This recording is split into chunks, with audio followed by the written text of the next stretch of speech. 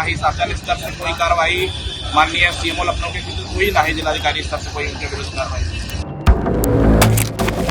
अस्पताल में ना तो आईपीडी संचालित हो रही है, ना तो ओपीडी संचालित हो रही है। राजधानी लखनऊ में स्वास्थ्य व्यवस्था पर एक बड़ा सवाल खड़ा हो गया है। जब ध्वस्तीकरण के आदेश जारी हो चुके हैं, तब भी एक अस्पताल आखिर किसके संरक्षण में चल रहा है? तेलीबाग का ये मामला है। तेलीबाग स्थित कृष्ण लाइफ हॉस्पिटल की कहानी सिर्फ नियमों की अनदेखी नहीं, बल्कि सिस्टम की गंभीर विफलता और मरीजों की जिंदगी से खिलवाड़ की तस्वीर पेश करती है।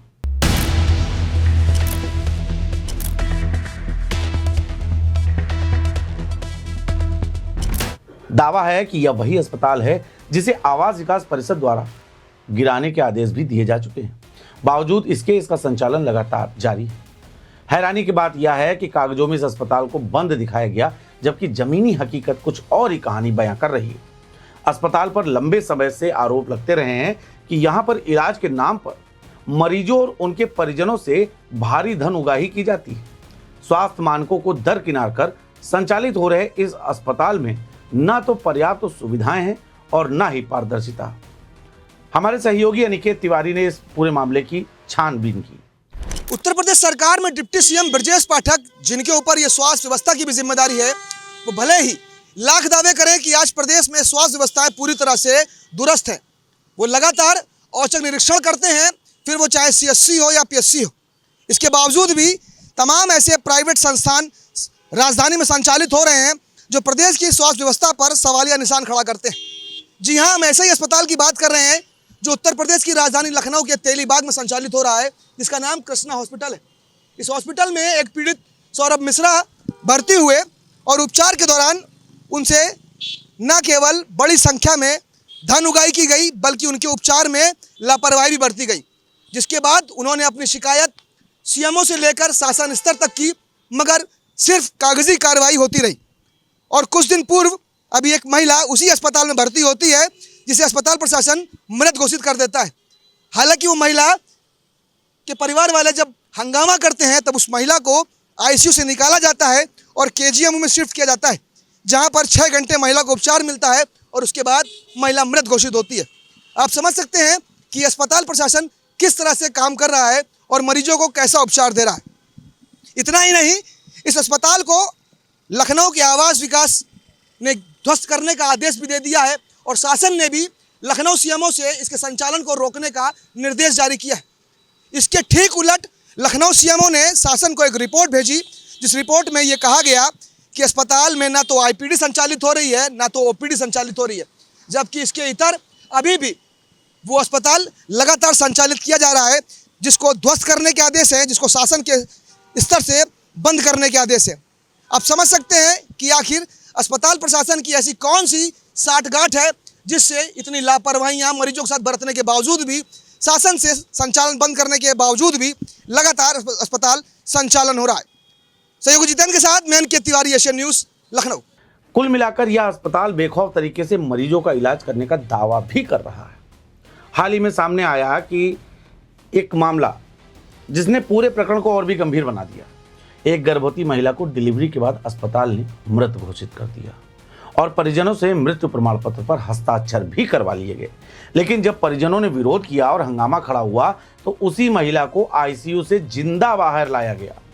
बाद में गंभीर हालत में उसे केजीएमयू रेफर किया गया, जहां करीब 6 घंटे बाद उसकी मौत हो गई। इस घटना ने अस्पताल की कार्यप्रणाली और चिकित्सा व्यवस्था पर कई बड़े सवाल खड़े कर दिए। बहरहाल इस पूरे मामले में उत्तर प्रदेश सरकार ने भी संज्ञान लेते हुए अस्पताल के संचालन को लेकर मुख्य चिकित्सा अधिकारी यानी कि सीएमओ से रिपोर्ट मांगी थी।